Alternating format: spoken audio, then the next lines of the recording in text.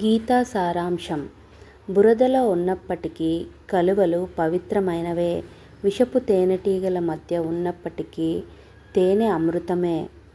గంజాయి మొక్కలలో పెరిగిన తులసి దైవస్వరూపమే.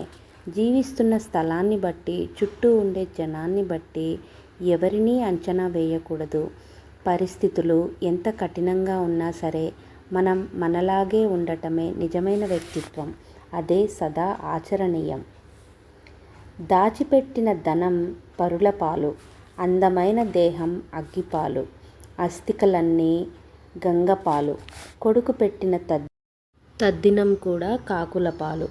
నీవు ఇష్టంగా వాడిన వస్తువులు ఎవరి పాలో, చేసిన దాన ధర్మాలు పుణ్యఫలం మాత్రమే నీ పాలు అవుతుంది.